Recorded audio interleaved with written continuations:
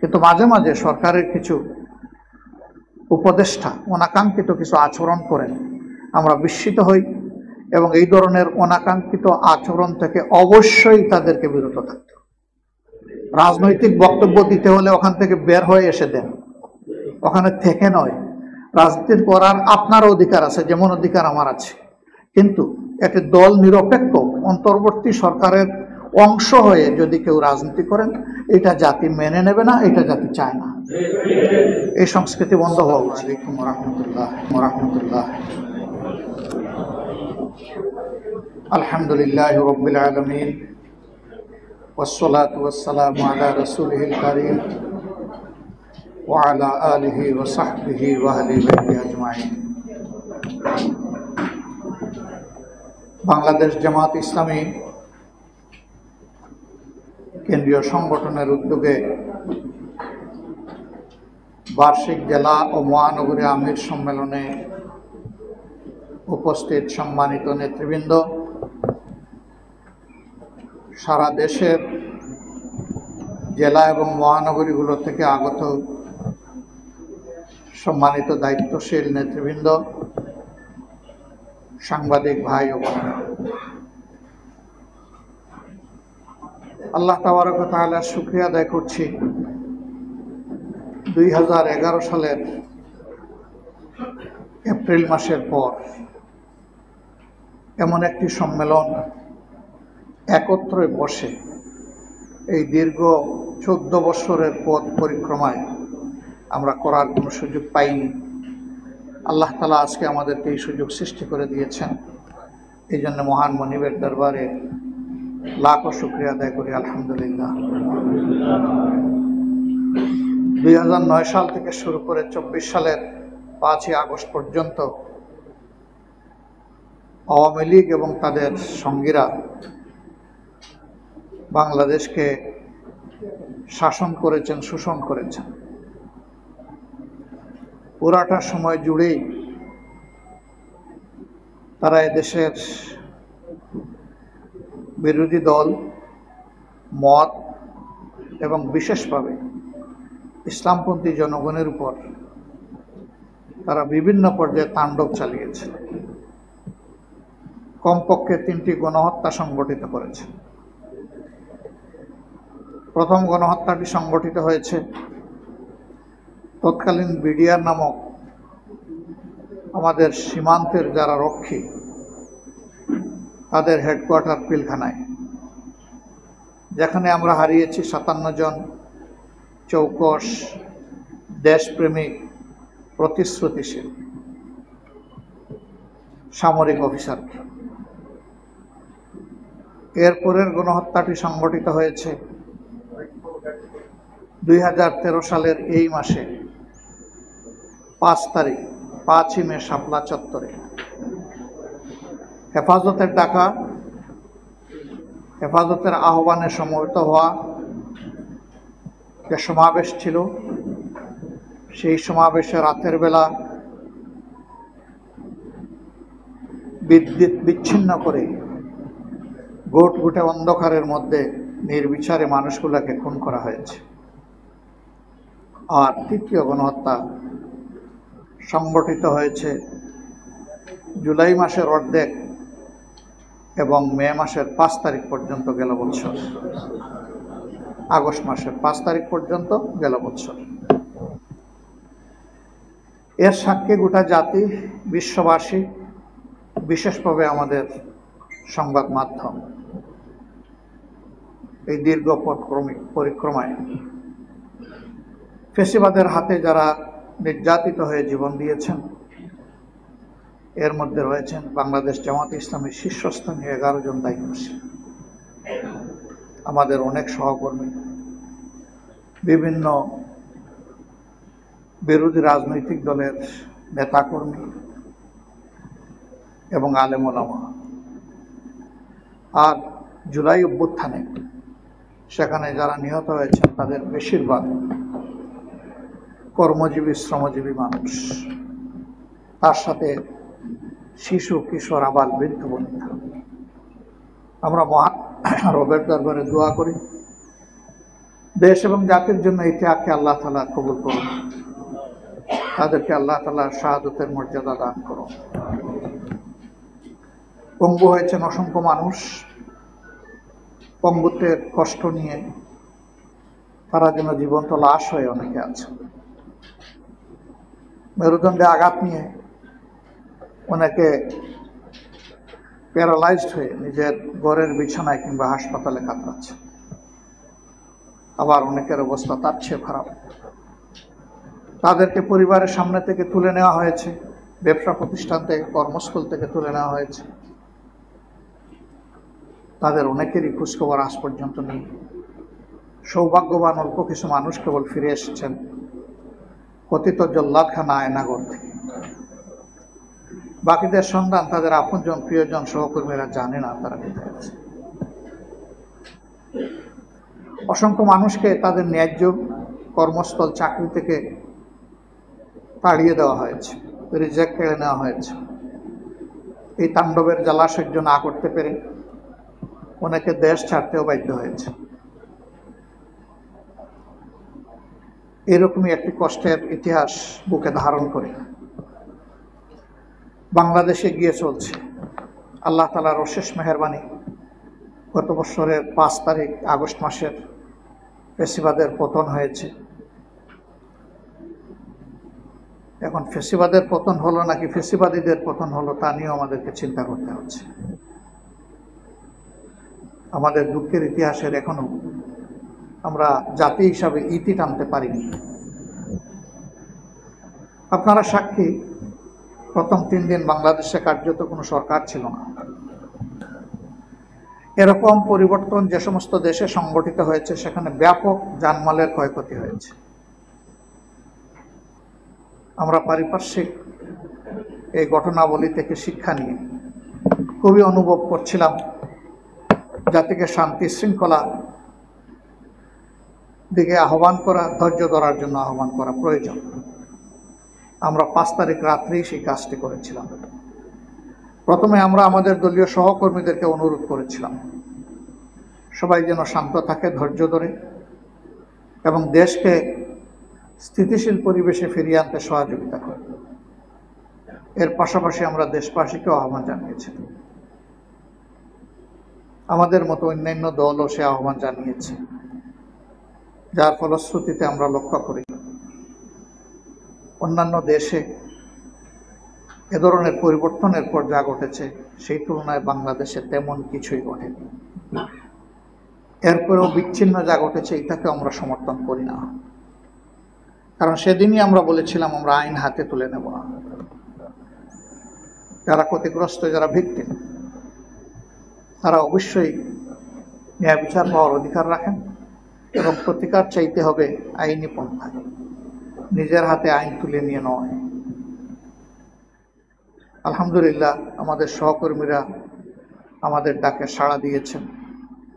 2-1 জায়গায় তার হালকা ব্যতিক্রম যেটা ঘটেছে, সংগঠন এখানে যথাযথ পদক্ষেপ নিয়েছে, কারো মুখের দিকে তাকায়নি। কারণ আমরা কোনো বিশৃঙ্খলাকে সমর্থন করি না এবং সমাজে যারা বিশৃঙ্খলা সৃষ্টি করে তাদেরকে আমরা লালন পোষণ করি না।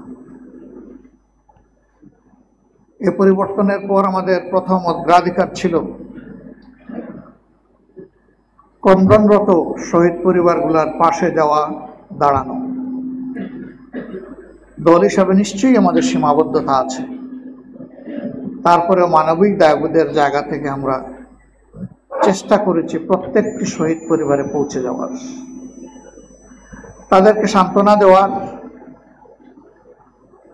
এবং একটা সংগঠন হিসাবে যতটুকু সম্ভব সেই সাপোর্টটুকু তাদেরকে আমরা দেওয়ার চেষ্টা করেছি। আমরা কৃতজ্ঞ, তারা আমাদেরকে সুযোগ করে দিয়েছেন সেখানে যাওয়ার এবং আমাদের সাপোর্টও তারা অনুগ্রহ করে গ্রহণ করেছেন। তারা গ্রহণ না করলে আমরা এই সুযোগটা নিতে পারতাম না। এই জন্য আবারও তাদের প্রতি আমরা কৃতজ্ঞতা জানাই। এরপরে অগ্রাধিকার আমাদের ছিল আহত এবং পঙ্গু যারা হয়েছেন তাদের দিকে নজর দেওয়া, কিন্তু এই চাপটা এত বিশাল, আমাদের হিসাব মতো 24,000-এর ঊর্ধ্বে মানুষ মারাত্মকভাবে আঘাতপ্রাপ্ত হয়েছে, ক্রিটিক্যালি ইনজোর্ড। তাদের আঘাত খুবই ভয়াবহ, খুবই মারাত্মক, খুবই গভীর। এদের মধ্যে প্যারালাইজড ভাই বোনেরাও আছে। এই চ্যাপ্টারে আমরা খুব বড় কিছু করতে পারিনি, কিন্তু আমরা তাদের সাথেও আছি। কিভাবে তাদেরকে দেশের ভিতরে চিকিৎসা সর্বোচ্চটা দেওয়া যায় এবং বিদেশে পাঠানোর জন্য সরকার কি উদ্যোগ নিতে পারে, আমরা সেই ব্যাপারে সরকারকে অনুরোধ করেছি, সহযোগিতা করেছি, চাপ প্রয়োগ করেছি। আমরা এটা অব্যাহত রাখছি, কারণ তাদেরই ত্যাগের ফসল আজকের পরিবর্তিত বাংলাদেশ। জাতি হিসাবে সকলেই আমরা তাদের কাছে কৃতজ্ঞ। এরপরে আপনারা জানেন যে সেই আগস্ট মাসেই শুরু হয়ে গেল আমাদের বৃহত্তর নোয়াখালী এবং কুমিল্লা অঞ্চলে একেবারেই অপ্রস্তুত অবস্থায় ভারত থেকে চলে আসা ঢোলের পানিতে বন্যা, এবং সেই বন্যায় ইতিহাসের সকল রেকর্ড ভঙ্গ করে মানুষকে স্তম্ভিত করে দিল, বাস্তুহারা করে দিল। আমরা সাথে সাথেই ওই দিন থেকেই চেষ্টা করেছি আমাদের সীমিত সামর্থ্য নিয়ে বন্যা কবলিত মানুষের পাশে রাখা। আমরা পারিনি তাদের সকল দুঃখ দূর করতে, কিন্তু আমরা পেরেছি এই কথাটি বলতে যে আমরাও আপনাদের কষ্টের অংশীদার। যদি এটুকু আমাদের উপস্থিতি তাদের জন্য সামান্য সান্ত্বনার কারণ হয়, আমরা আল্লাহ তাআলার শুকরিয়া আদায় করি, আলহামদুলিল্লাহ। বাংলাদেশ জামাত ইসলামী একটি কল্যাণ রাষ্ট্র গঠনের উদ্দেশ্যে কাজ করে যাচ্ছে। এই জন্য যেখানেই জনগণের ভোগান্তি, আমরা চেষ্টা করি সেখানেই সবার আগে সাড়া দেওয়ার।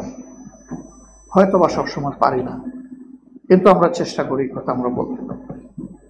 সমাজে ঘটে যাওয়া বিভৎস ঘটনাগুলোতেও আমরা চেষ্টা করি মানবিক অন্তর নিয়ে সাড়া দেওয়ার। সম্প্রতি মাসগুলোতে এই ধরনের কিছু ঘটনা আপনারা প্রত্যক্ষ করেছেন। সাংবাদিক বন্ধুগণ,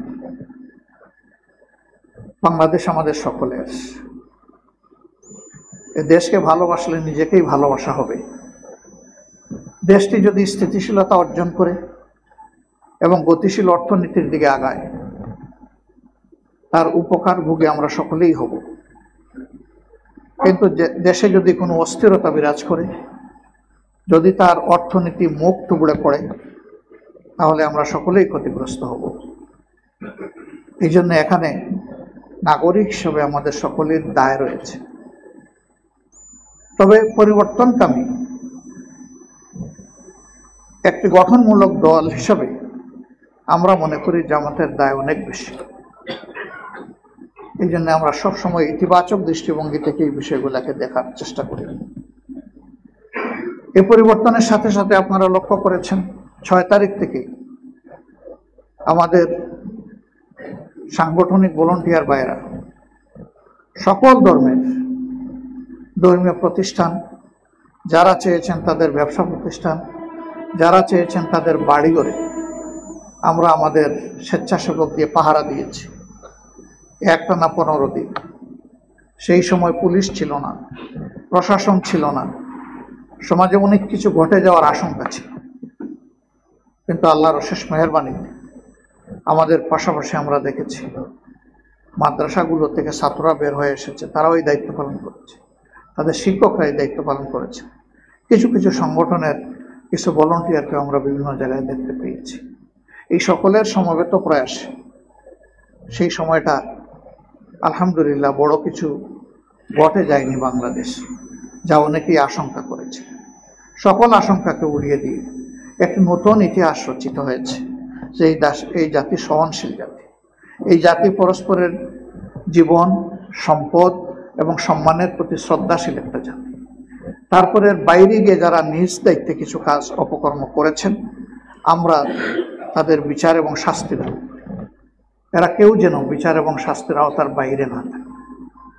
পাশাপাশি পুরাটা 15.5 বৎসরের সময় জুড়ে যারা হত্যা, গণহত্যা, ধর্ষণ, খুন, লুণ্ঠন, অপহরণ করেছেন, জনগণের সম্পদ বিদেশে পাচার করেছেন, তাদেরও আমরা ন্যায্য বিচার দাবি করি। তারা যেন কোনোভাবেই কোনো ফাঁক ফোকরে পার পাইতে না পারে, আইনের আওতায় এনে তাদেরকে উপযুক্ত শাস্তি নিশ্চিত করতে হবে। এ দাবি আমরা করে আসছি, এই দাবি আমরা করতেই থাকব এই বিচার নিশ্চিত না হওয়া পর্যন্ত। তারা এদেশের বহু দেশপ্রেমিক মানুষকে শুধু রাজনৈতিক প্রতিহিংসা চরিতার্থ করার জন্য নির্মমভাবে হত্যা করেছে এবং জুলুম করেছে মানুষের। তাদেরকে তাদের প্রাপ্য শাস্তি অবশ্যই ভোগ করতে হবে, সেটা আমরা বিশ্বাস করি। তা না হলে সমাজে হত্যা, খুন, ধর্ষণ, লুণ্ঠনের অপসংস্কৃতি আরো বেড়ে যাবে। আমরা তার অবসান চাই, এই জন্যই আমরা ন্যায় বিচার দাবি করি।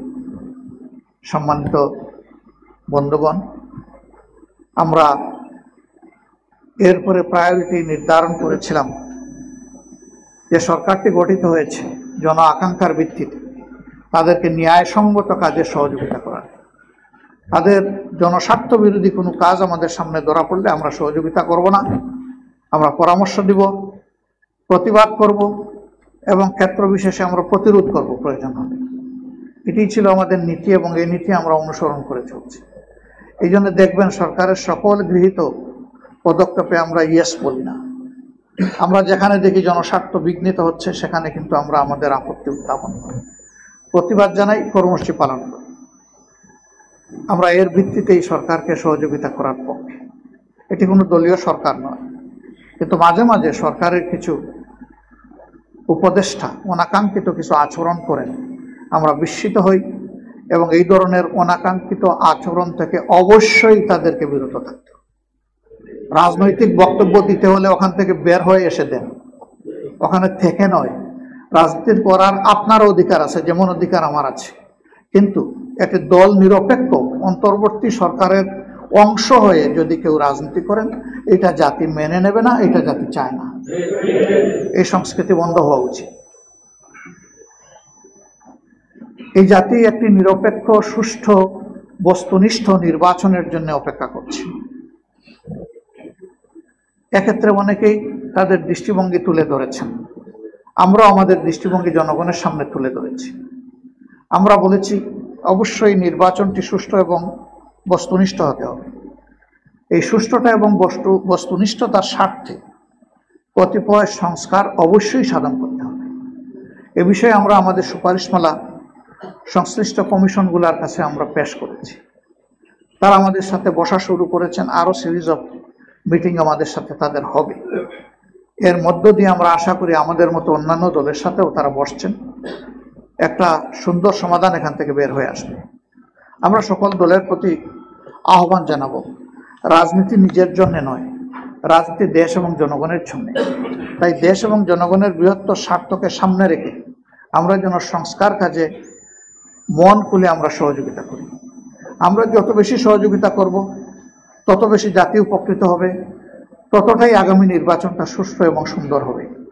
আর এখানে যদি সহযোগিতার কোনো ঘাটতি হয়, তাহলে সব কিছু চ্যালেঞ্জে পড়ে যাবে, অনিশ্চিত হয়ে যাবে। আমরা চাই না জাতীয় জীবনে আরেকটা অনিশ্চয়তা আসুক। ইতিমধ্যে আমরা এও বলেছি যে অবশ্যই পারপিট্রেটর যারা, অপরাধী যারা, তাদের বিচারটাও দৃশ্যমান হোক, জাতি এটা দেখতে চায়। এই স্বল্প সময়ে সব বিচার করা সম্ভব নয়, এটি আমরাও বুঝি, কিন্তু কিছু বিচার তো করতে হবে জাতির মনে আস্থা তৈরির জন্য। প্রধান যারা অপরাধী তাদেরকে বিচারের আওতায় এনে দৃশ্যমান কিছু জাতির সামনে অবশ্যই উপস্থাপন করতে হবে। সরকারের চেষ্টায় আমরা তাদের নিয়ত দেখা আমাদের দায়িত্ব না, কিন্তু দুর্বলতা আমরা লক্ষ্য করি। আমরা আরো গতি চাই, আমরা তারা আরো বেশি তৎপর হয়ে এই কাজটা সম্পন্ন করবেন, এটা আমরা দেখতে চাই। যদি এদের বিচার হয়, তাহলে আগামী নির্বাচনেও কালো টাকা এবং পেশি শক্তির যে প্রভাব, সেইটা খাটানোর দুঃসাহস হয়তো বা কেউ দেখাবে না। কিন্তু বিচার যদি না হয়, এর আশঙ্কা তো থেকেই যায়। সম্মানিত ভাইয়েরা, আমরা এই নির্বাচনকে অর্থবহ করার জন্য এবং জনমতের শতভাগ প্রতিফলন ঘটানোর জন্য আমাদের দেশের পবিত্র পার্লামেন্টকে কোয়ালিটি সম্পন্ন পার্লামেন্ট করার জন্য, পেশি শক্তি এবং কালো টাকার প্রভাব থেকে মুক্ত করার জন্য আমরা বলেছি পিআর সিস্টেমে নির্বাচন হতে হবে। বিশ্বের 62 দেশ এটা অনুসরণ করে এবং বেশিরভাগ দেশ হচ্ছে উন্নত দেশ বলে যারা পরিচিত, তারা সুফল পেয়েছে। এটা যারা একবার শুরু করেছে তারা আর বাদ দেয়নি। আমরা ট্রেডিশনাল নির্বাচন পদ্ধতি দেখে আসছি, তার মাধ্যমে সংসদের ভিতরে আইন প্রণেতা হিসাবে এমন ব্যক্তিরাও যান, আমি তাদের প্রতি শ্রদ্ধা রেখেই বলতে পারি, মেয়ের লেখা স্ক্রিপ্টও যারা পড়তে পারেন না তারাও সেখানে ঢুকেন সংসদ সদস্য হিসাবে। তারা কি আইন রচনা করে বাংলাদেশের মানুষকে দিবেন? তারা কোন আইনটির সংস্কার সাধন করার মতো এবিলিটি রাখেন? তারা হয়তো অন্য কাজের জন্য স্ব ক্ষেত্রে তারা খুবই গুরুত্বপূর্ণ, কিন্তু এই জায়গাটা তো আইন প্রণয়নের জায়গা, আইন সংস্কারের জায়গা।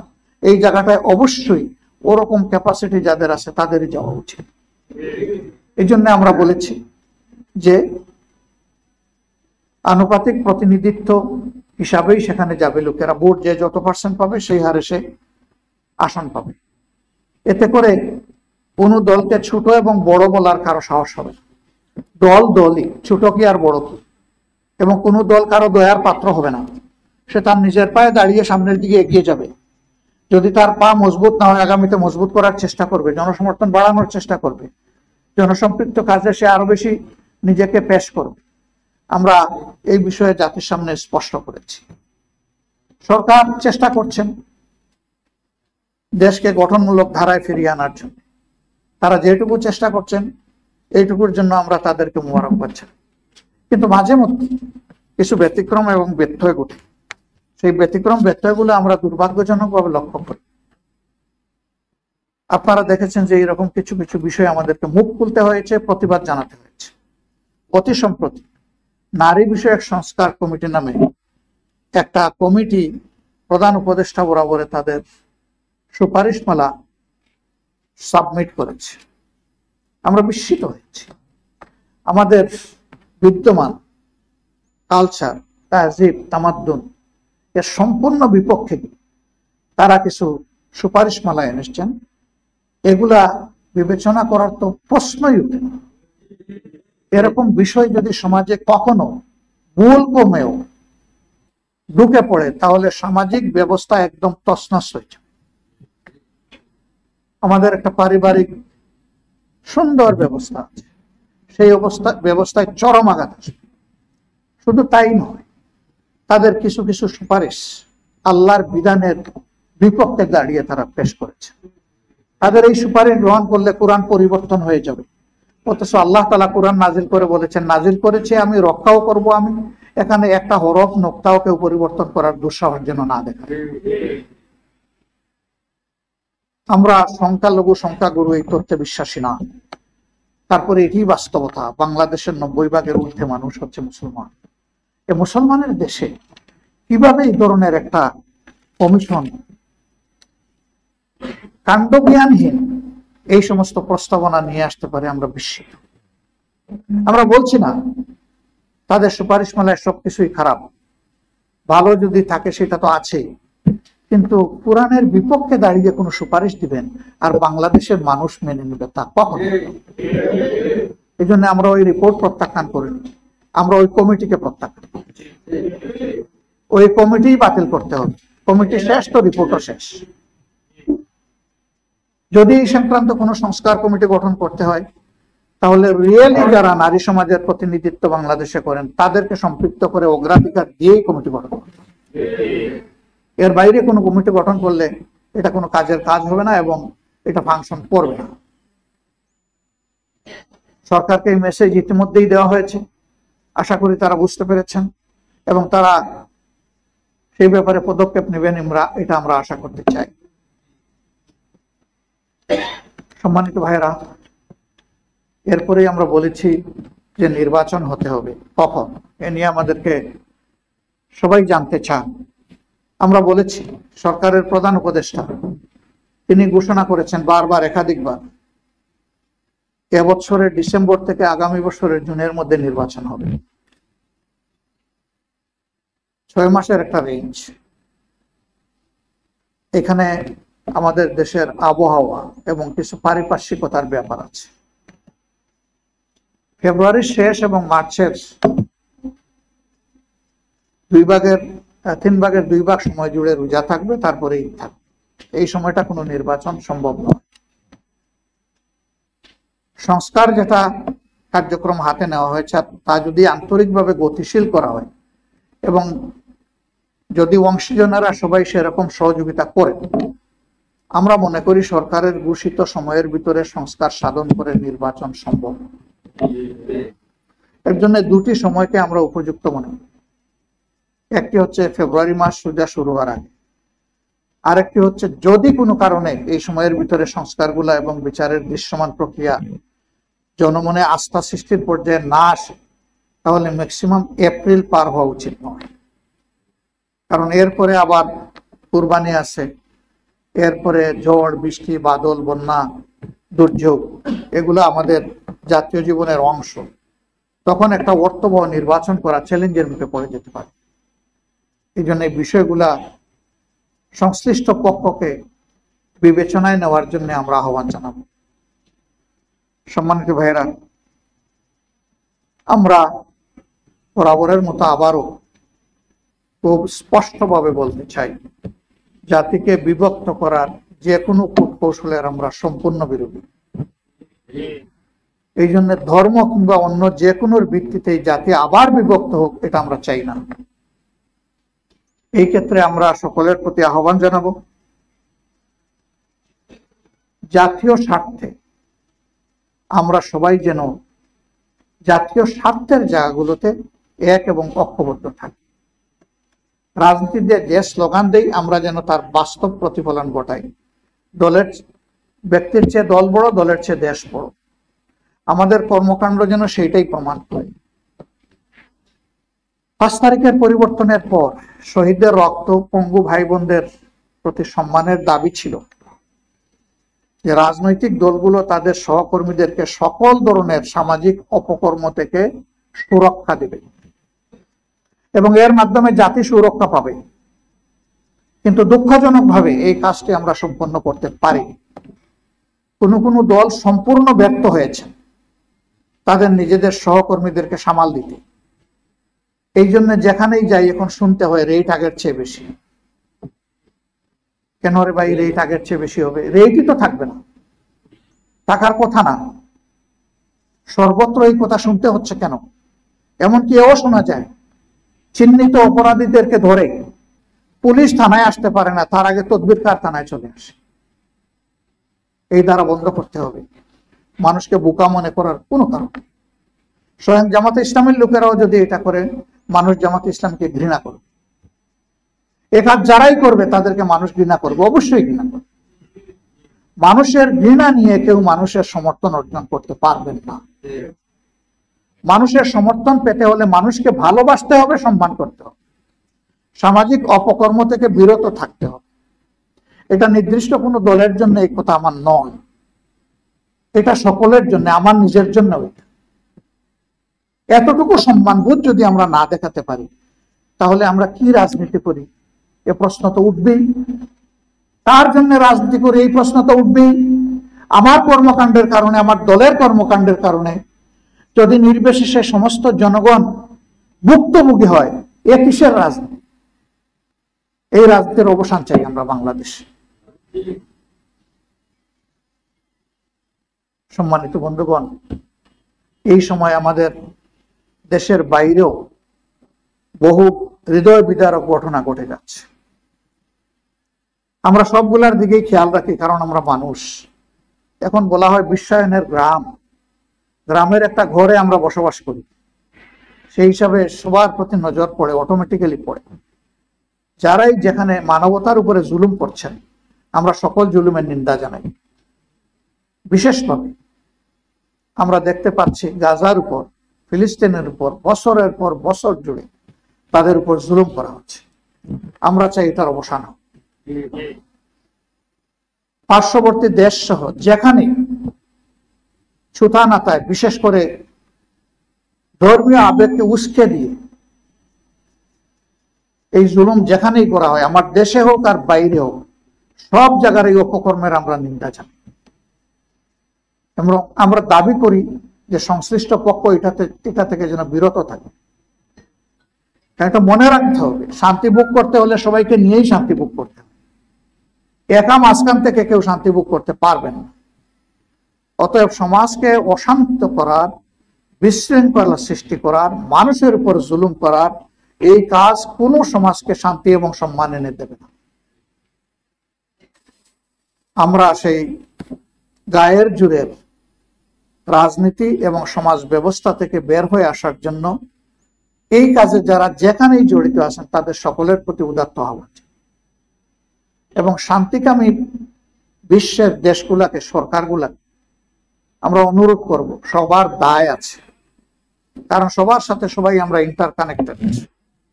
আপনারা যার যার জায়গা থেকে অপকর্মের বিরুদ্ধে ঐক্যবদ্ধভাবে প্রতিরোধ গড়ে তুলুন, তাহলে আপনাদের নৈতিক দায়িত্বটা পালন হবে। যদি আপনারা না তুলেন, ইতিহাসের কাছে আপনারা অপরাধী হিসাবে সাব্যস্ত হবে, অপরাধের দায় আপনারা অস্বীকার করতে পারবেন না।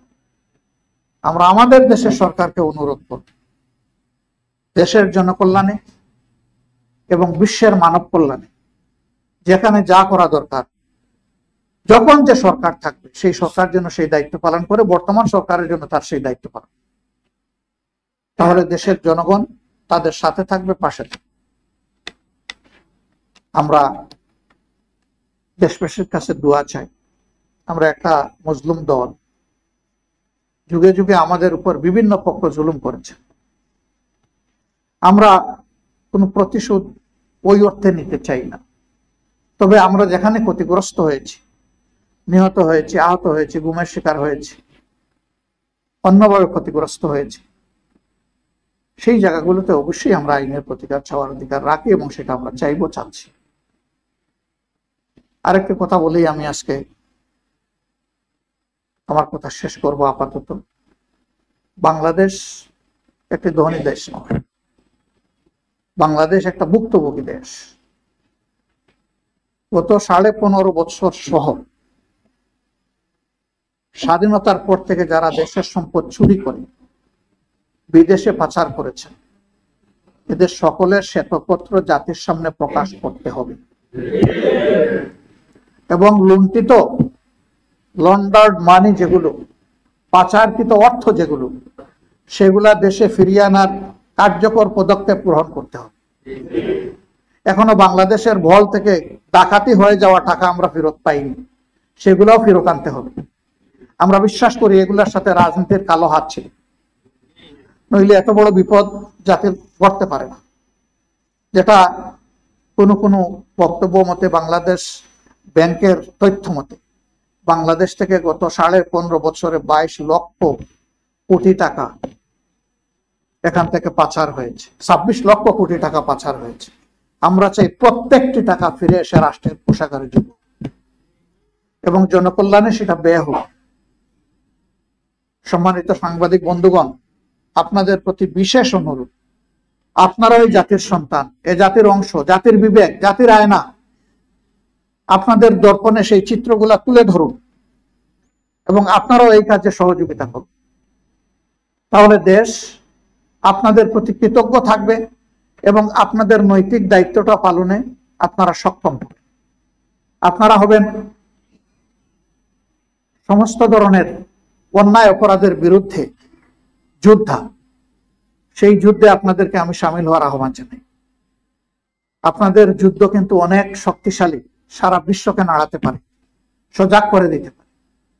এই জন্য এই ক্ষেত্রে আপনারা দায়িত্বশীল আচরণ করে সাহসিকতার সাথে এগিয়ে আসবেন, সেই প্রত্যাশা আমরা রাখতে চাই।